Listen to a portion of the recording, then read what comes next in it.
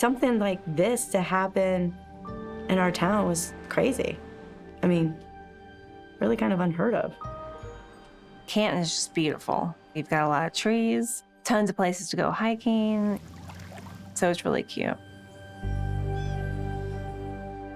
This was one of those cases that when it happened, everybody knew that this was bad. Citizens don't want to think that monsters live amongst them. On New Year's Eve of 2020, I went to Nicole's house. I'm Morgan Metzer's best friend. We were gonna have a glass of wine, stay inside, and just chill. We're gonna stay there and watch the ball drop together, but I left early. I was like, we never get to, hang out. And she's like, no, I'm just really tired. I got home. I just didn't have any interest waiting up for the fireworks. Closed the house down, and I went to bed. She was alone. She recalled waking up about 11:59. I woke up because of fireworks, because I can hear them in the distance. And I got down and kissed my dog, and I was like, Happy New Year's. And I go lay back in bed. She went back to sleep, and then the next thing that she knew, she woke up and there was this figure standing in her door. I opened my eyes. They flung open. And that's when I saw the shadow of a man's body standing there, all in black and just lit up by the light in the background. He had a mask on. I screamed so loud. He pounced on me. He then hit me with a gun. Then he punched me. He turned her over and he put these handcuffs on her that were fashioned with zip ties. What was your attacker saying? Was he saying anything? Yes, he said, you're gonna regret this. You've done really wrong now. It was the sound of Batman's voice. She described it like Batman, kind of like Batman, trying to disguise his voice. He would keep continuing to hit me, pistol whip me. He'd strangle me a few times to the point of where I knew I was about to pass out. Did you think you were gonna die? Yes, I did. Who would want to do this to Morgan Metzer? Nobody should want to do this to Morgan Metzer. Eventually, I would learn the intruder was somebody that I knew. He was not the kind of person that most people suspect of something like this.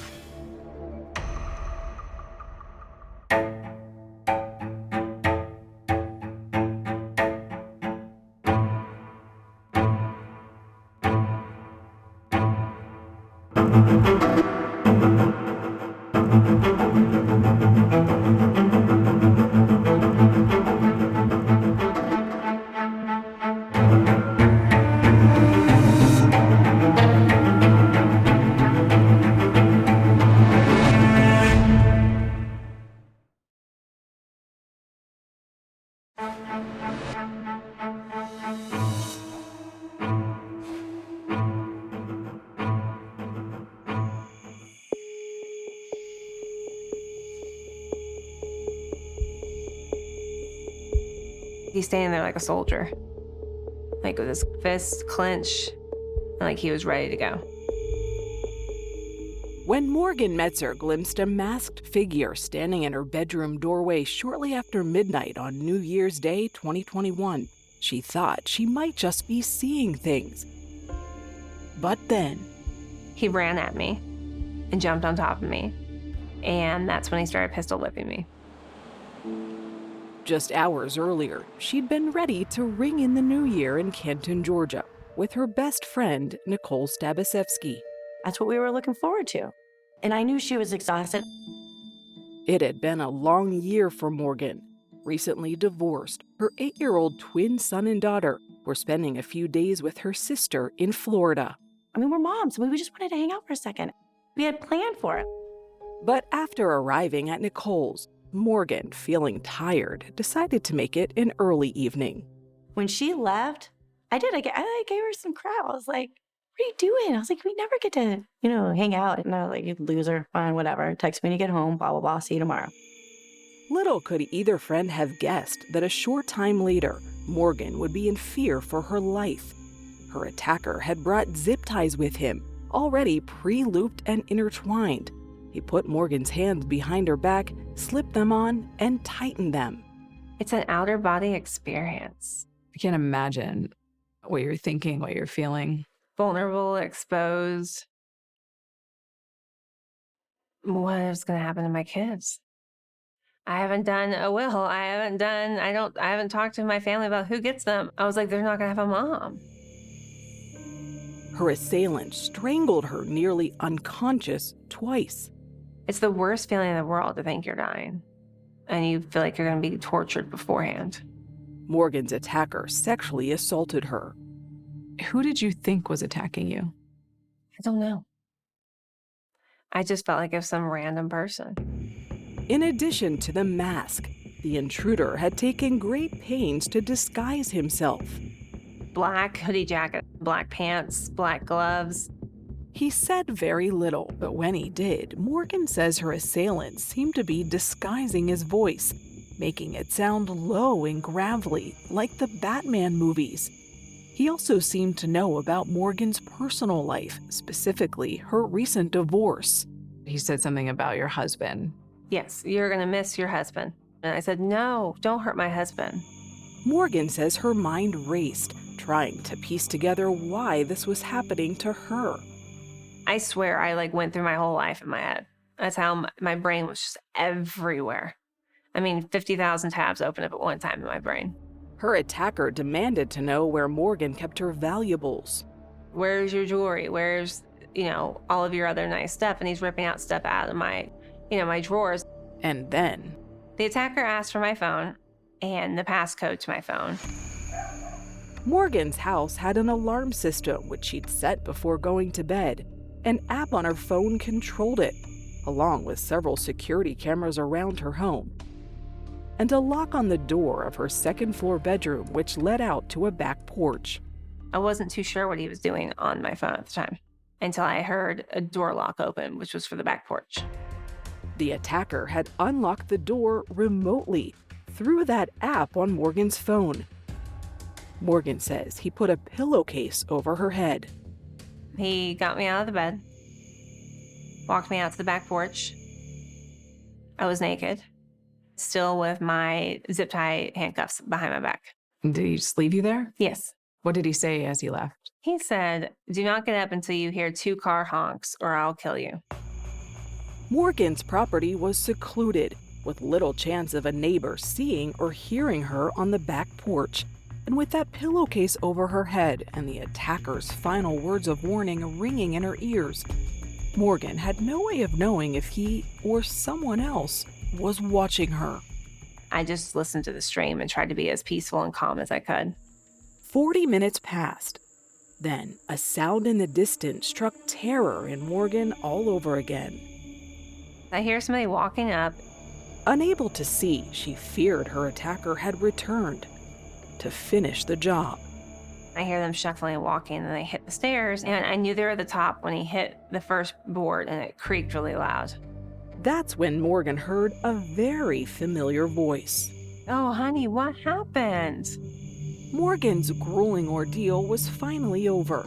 And who would turn out to be her rescuer? Her ex-husband, Rod Metzer.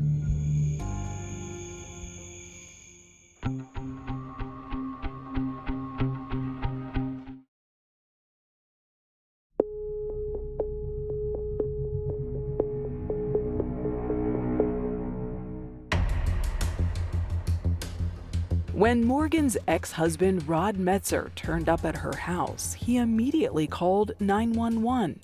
Cherokee County 911. Somebody broke in over here. She was on the back porch, and the back door was wide open. She was tied up with a hood over her head. As they waited for help to arrive, Rod tried to console Morgan. I'm going to be right here. I'm going to leave the door open, okay? He came up and rescued her on the back porch. Saved her. Saved her. Her hero. Absolutely. Sergeant Dakota Livers was a detective with the Cherokee County Sheriff's Department in 2021. He had a lot of questions. Exactly why had Rod gone to Morgan's home in the middle of the night? This was Rod's apartment right here. That's correct. He moved here shortly after the divorce. Rod said he'd received an eerie message about Morgan that night. He was getting ready for bed. He was brushing his teeth when he heard knocking on his window. That knocking was accompanied by a voice in which he could only decipher the word Morgan was being said. Concerned, Rod said he tried calling Morgan, but she didn't answer. What did he say he was thinking? I mean, someone knocks on his window in the early morning hours of New Year's Day? He obviously went to the worst. He thought that something was going to happen to Morgan, or something might be happening to Morgan. Rod told investigators he'd gotten in his car and made the 12-minute drive over to his ex-wife's house. Despite being divorced, Rod said he was still looking out for Morgan. Their relationship stretched back nearly 20 years. How old were you when you met Rod? 14 years old. Was it love at first sight?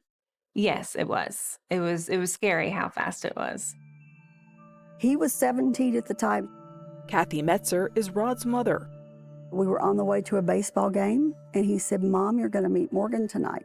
And I said, "Who's Morgan?" "That's my girlfriend." And I said, "What?" He said, "Be nice." Did Rod change at all when he was dating Morgan? Oh, yeah. There was nothing that she could mention that she didn't get. How did he treat you? Amazing. He called me princess, and so he literally treated me like that. No one was surprised when the couple married in 2009. We are gathered here today in the presence of God. Morgan was 21 years old. Morgan was one of the most gorgeous brides I've ever seen in my life. Love is patient, love is kind. Weather was perfect. It was outside, so thank goodness for the weather. It was everything I dreamed of. My dad gave me everything I could want, you know. It was just precious. You may kiss to your heart's content. What was marriage like in the very beginning? It was just awesome. It's just you two. You know, you're mourning the loss of your wedding being over and then your honeymoon. And it's like, I want to go again. Unfortunately, their newly wedded bliss would be short-lived. 8 months after the wedding, I wish you both endless years of love, health, and happiness. Rod's younger brother Kevin lost his battle with leukemia at the age of 19. And it really hit Rod hard. I mean, I don't think he was ever the same after that. He depended on Morgan at that point more than he did anybody. I don't think he left her side for more than an hour or two. But the next year would bring some good news to celebrate. We got pregnant with our son. Morgan says picking his name was easy. Kevin always wanted to be an uncle. He always talked about it, how much fun he would have. They named him Kevin after my Kevin, Rod's brother. But the family would suffer a second and devastating loss. Baby Kevin was born early with a congenital heart defect. He lived just 18 days. He actually died on his due date. The loss of a child is unthinkable, and I would imagine tough for you and Rod. Very tough. Don't really remember a lot of it. It's a big blur with all the emotions. So it seemed like a miracle when just 3 months later, Morgan discovered she was pregnant again. Kathy remembers the moment Rod showed her the ultrasound picture.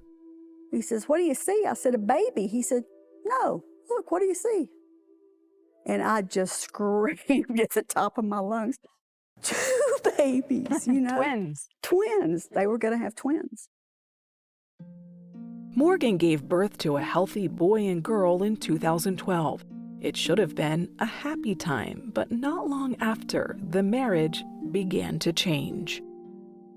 Probably about a year after they were born, which is right around the time that Rod lost his job, is when it started going down south from there. What did Rod do for work? He had so many jobs. His main one, when he lost all of his money, was he was being a day trader for himself. Rod's job loss happened to come at the same time Morgan's career was starting to flourish. I started my own interior design business, and it took off, but I just didn't expect it to boom and blow up. Morgan's company, Shiplap and Sugar, became so successful she asked Nicole to join her. And she was saying, like, I need help, I'm overwhelmed. And you became business smart? Yeah. Making money, working our tails off, doing what we loved. Morgan says her professional success and Rod's lack of it made for a dangerous combination. She says he began to abuse her, both physically and mentally. She recalls one Labor Day weekend. She and Rod were celebrating on a boat with friends and had just returned to their cabin. I guess we had gotten into an argument about something. That's the first night he beat me. Did you think he hit me? I've got to get out of here? Yes, I had my dad come and get me. Shockingly, Morgan says Rod tried to convince her and the people closest to her that she was to blame for her injuries. He convinced my parents that I was the one that did it. What did he say? You're just out of control. You couldn't keep your temper. You were just wailing all over the place. Morgan says Rod claims she got hurt because he was forced to physically restrain her. And I'm like, okay, well, maybe that's my fault. And my friend stopped talking to me then because he had no marks on him. It was all me.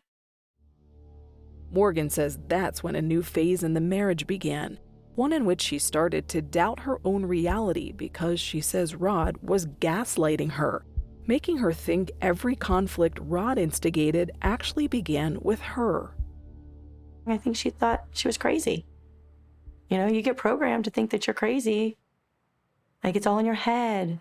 Morgan says Rod even involved their children in his deception. He pretended I pushed him down the stairs. He literally rolled down the stairs. He actually got hurt and said to the kids, look, mommy pushed me downstairs. Can you believe that? Morgan says Rod sexually abused her as well, although she says it took a while for her to recognize what it was. A lot of times he's very aggressive and wouldn't take the word no. And so now looking back on it, I guess he did sexually abuse me. Morgan filed for divorce in 2020. When Morgan decided to go through with the divorce, how was she handling it? It was the first time I think I saw her have peace. The divorce was final in December and Morgan was ready to move on. But now, in the early morning hours of New Year's Day, it appeared Rod had come back into her life as her hero.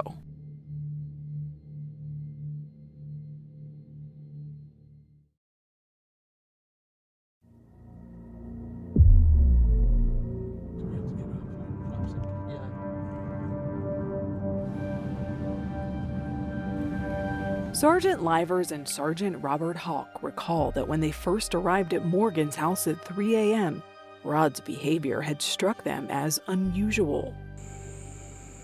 Yeah, so as we were walking up, Rodney was seated in his car right here with another deputy. Did he say anything? Yeah, he did. He asked, hey man, are you the guy that we've been waiting on? And I said, yes sir, I am. And then he replied, do your job. What did you think? I was taken aback. I really was. This guy just had found his wife bound and beaten on the back porch. And you would think that my arrival to help find a resolution to this would be welcoming. Immediately, Morgan's appearance startled the investigators. Her eye was swollen shut in black and blue, where she still had the zip tie around her one wrist. And I was shocked, and I'd seen a lot in my career. And I was surprised that somebody would be so harsh. What did it make you think? Somebody was mad. Absolutely, it was an emotional attack. Morgan was not only physically injured, investigators could tell she had suffered psychologically after the attacker left her. She was feared that someone was still back here watching her and that they were going to kill her if she moved. And so she laid here and waited. Morgan was outside for 40 minutes before Rod arrived, but initially she thought it was just half that. Morgan believed it to be somewhere around 15 to 20 minutes max. That was her perception of time. Interesting. I would have thought the opposite. That would have felt longer for her. I agree. Where their adrenaline's going, people perceive things differently. The first thing Livers and Hawk did was separate everyone, seen here through this zoomed-in front porch security video. Morgan, Rod, and Morgan's father and brother who came over after she called them. Then Livers recorded his conversation with Morgan inside the house. Spell your last name for me. M-E-T-Z-E-R. Safely out of earshot of her ex-husband, who was standing just outside, Morgan told investigators that she suspected her attacker was the man pretending to be her hero. I just thought it was him. When you say him, you're talking about your ex-husband. Morgan said she had no idea who her assailant was when the attack began, but then came one critical moment. When he said, "You're gonna miss your husband," I said, "No, don't hurt my husband. I love him very much." And I don't know what made me do that, but at that exact moment is when the mood of the room changed. I knew I was gonna live. And then there was another, even bigger clue when her attacker lifted Morgan off the bed to place her outside. And that's when I really knew it was him. Morgan remembered something from years earlier. I was pregnant with my kids, my twins, and sometimes you have to get help out of the bed. The way he gently held me and got me out of bed, it was so familiar that I was like, this is him. I know it's 100% him. I wasn't going to let him know that I knew it was him, because if he did, then I didn't know what he was going to do. She told them the attack had followed a chaotic week, which began with very troubling news. He thinks he's got pancreatic cancer. He just called me and said, "I've got pancreatic cancer." And so I rushed to go see him. I said, "You're the father of my children. I'm here for you." He showed me doctor's notes and whatnot. Rod had told no one else, and Morgan explained that she'd been letting him stay at her house. They've been sleeping on my sofa because he'd been really freaked out and upset, obviously. Morgan told the investigators that Rod had spent the week trying to reconcile with her. He kept begging me to get back together with me. Just constantly haggling me. But Morgan says she had no interest. By the morning of December 31st, she'd had enough. Feeling the pressure of being his sole emotional support, Morgan insisted Rod share his health news with his parents. He said, "No, absolutely not. I'm not telling anybody." And that's when I was like, okay, get out. Morgan says Rod spent the day texting her. "You need to get back with me. I'll make enough money. You can quit your job right now." Fed up with it all, Morgan lied and told Rod she'd be sleeping elsewhere that New Year's Eve night. "Staying at my parents' house tonight. I'm turning my phone off. Like, give me some space." As Morgan shared her suspicions with investigators, she didn't know if they would accept what she was telling them. I've been mentally, emotionally, physically abused. Because Rod made her feel like she was to blame for years. That's what he's built in my brain. But that all changed when Sergeant Livers told her he believed her. And I just melted. He heard me. I have not been heard in years. Nobody listened. Nobody heard me. And he heard me. That started the investigation into Rodney Metzer. Rachel Ash is the Deputy Chief Assistant District Attorney for Cherokee County. She works exclusively on domestic violence cases. Parker, an emotional support dog, is often with her to comfort victims. Ash says investigators were perplexed that Rod had come to Morgan's house that night after she'd told him she'd be at her parents'. Why'd you even come here? Why didn't you go to her parents' house? Why didn't you check with her parents? He claimed it was just habit. It's what I would do. Were you scratching your heads? Yeah, we questioned him on it. Rod said that after hearing that knocking on his window and someone saying Morgan's name, he tried phoning Morgan to warn her. Sergeant Hawk wanted to check. I think that's what prompted, hey, where's your phone? Rod handed his cell phone to the investigators. Gave them permission to look through his phone. And what they found came as a surprise. It was an Apple iPhone, and it had a hidden folder. And in the hidden folder were images of Morgan partially dressed. A lot of photos of Morgan nude. And those photos of Morgan nude, it was pretty apparent that she didn't know he was taking those photos of her. She was quite alarmed. Investigators also discovered Rod had snapped pictures of Morgan's cell phone showing text messages between her and another man. They considered these and the photos of Morgan to be an invasion of privacy. You didn't have that permission. Yeah, Y'all don't have that relationship.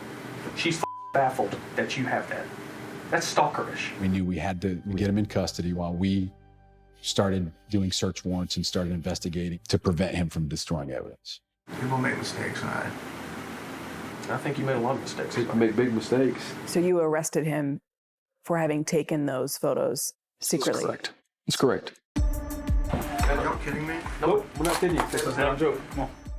But could investigators prove that Rod Metzer had attacked Morgan that night?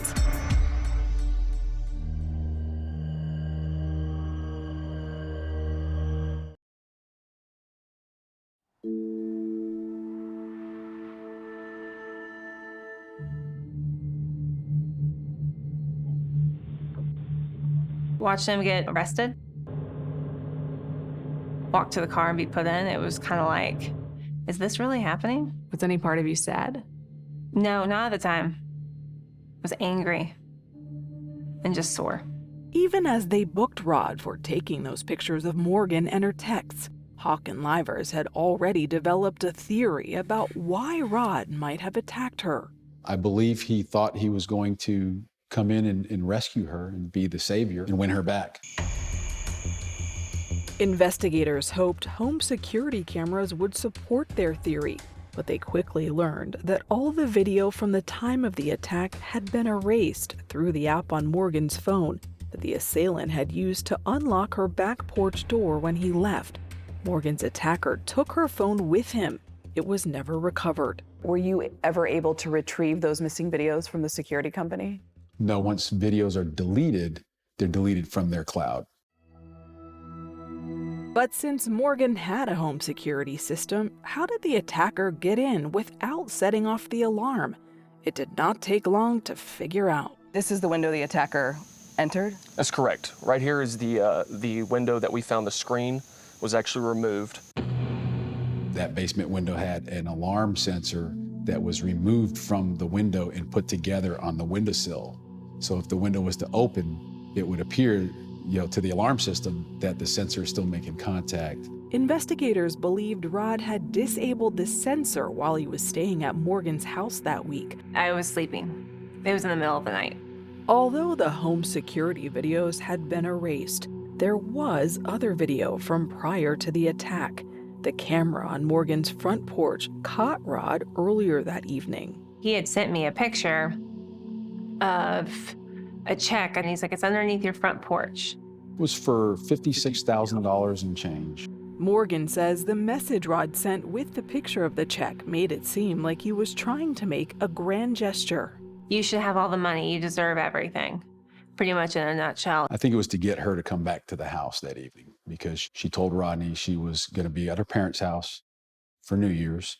Morgan returned to the house, retrieved it, and kind of made some sort of a gesture, and she walked back into the house and put it on the kitchen countertop. Morgan's attacker took that check with him. It was never found. What did you find out about Rod's finances? That check would have bounced. Yeah, he was broke.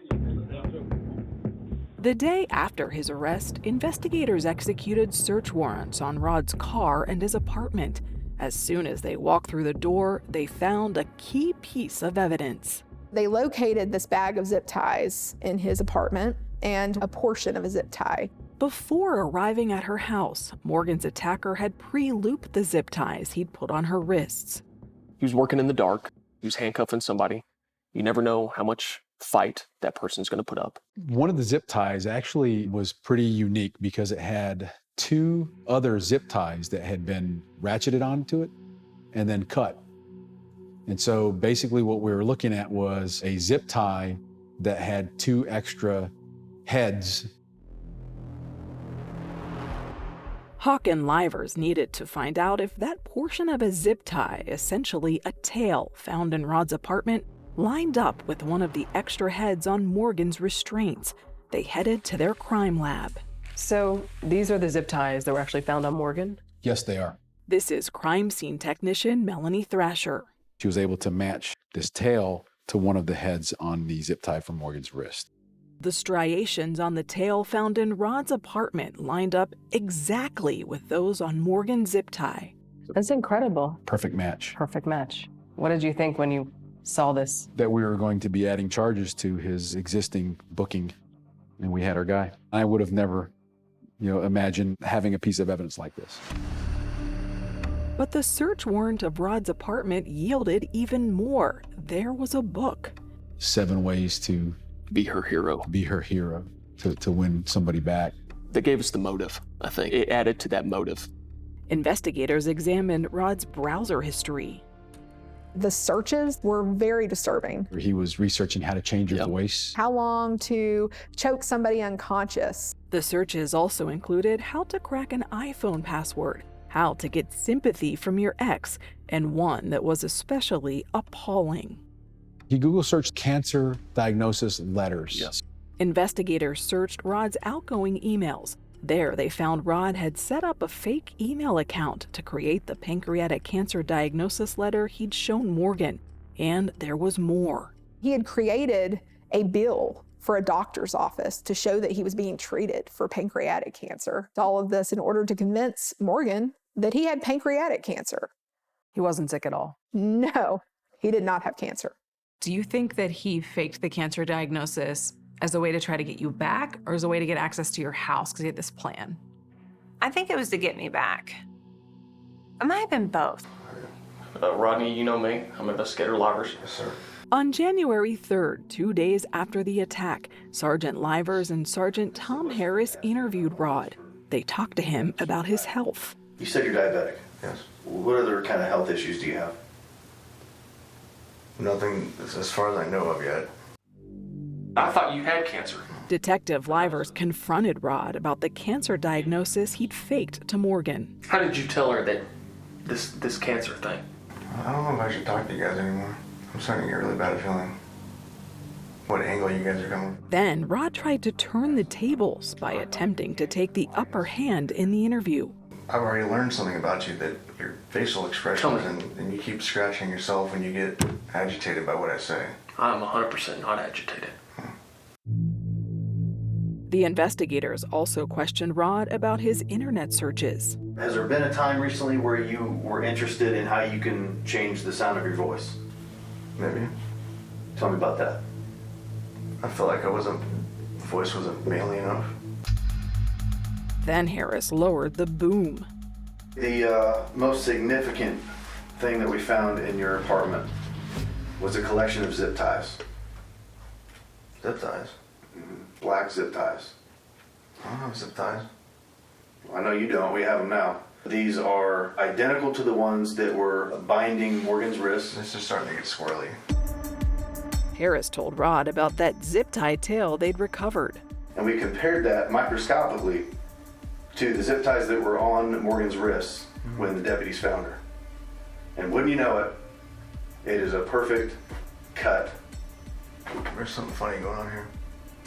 Did somebody break in and put them there? There's something funny going on here. Like what? I don't know. What do you think's going on? I didn't have some big ass zip ties in my apartment. But new evidence was about to say otherwise.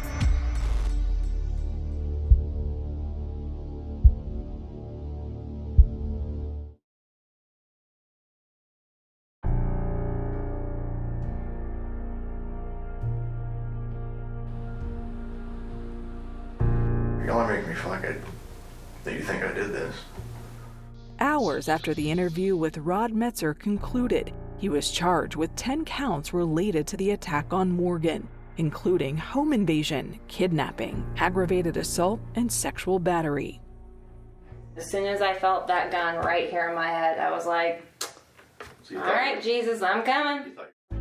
The next day, Morgan, with her friend Nicole by her side, talked to investigators again. You thought you were gonna die? Yep, I thought I was dead. But then also part of me is like, no, I'm not gonna let myself die. I've gotta fight for my kids. Sergeant Harris told Morgan they'd watched the home security video of Rod arriving at her house after her attack.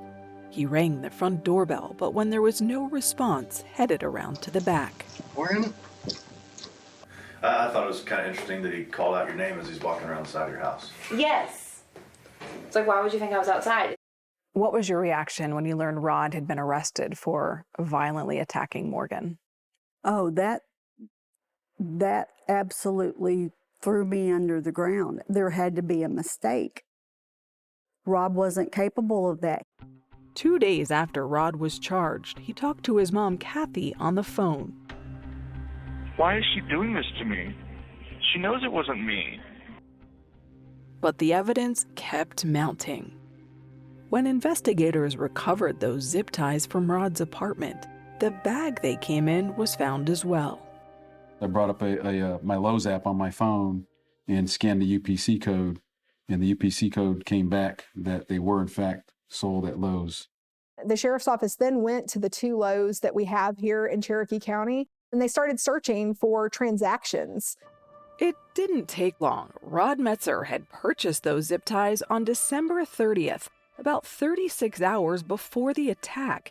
Easy to find because he paid with his debit card.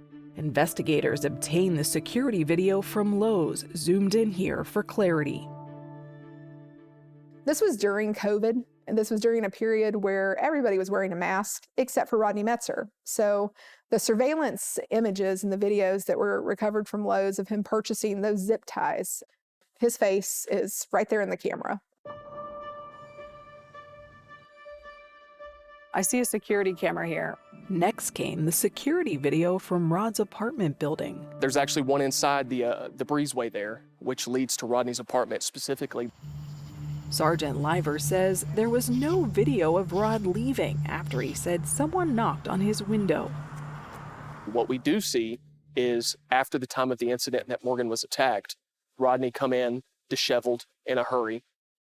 Just 4 minutes later, Rod is caught on camera again, leaving the building, wearing completely different clothes and sneakers and carrying a plastic bag highlighted here. The timestamp was 1:24 a.m. We never found that bag in his car when we did the search warrant. We just don't know where that went. Investigators can't know for sure what was in that bag, but believe it had evidence Rod discarded on his drive back to Morgan's house. The attacker's mask was never found, but Deputy Chief Assistant District Attorney Rachel Ash says they had more than enough to prove Rod was guilty. This is a prosecutor's dream to put up because the evidence in this case was overwhelming. Overwhelming. But Ash says she wanted to offer Morgan an opportunity for quicker closure than a trial would bring, in the form of a plea deal for Rod. We went through the pros and cons of letting him plead guilty, letting him accept responsibility. We agreed we should try. He took it quickly. On August 4th, 2021, Rod pleaded guilty to a total of 14 counts related to Morgan's attack and the photos found on his phone. He agreed to serve 25 years on a 70-year sentence. So when he gets out in 25 years, he'll serve another 45 years of probation. I think you even described it as like a death. It is a death. I've lost my husband. He's dead to me. At Rod's sentencing, Morgan delivered a victim impact statement several pages long. Once I got started, it just started pouring out of me. There were no cameras in the courtroom. We asked Morgan to read her statement. Here's a portion of it. Rod, not only will this statement be to my attacker, but it'll also be my last words to whom I thought was the love of my life. The last 4 years being married to you was like living with a monster that constantly tried to break me down and fence me in. It was a blessing in disguise. I can now walk with the confidence knowing the pain you have given me is turned into power.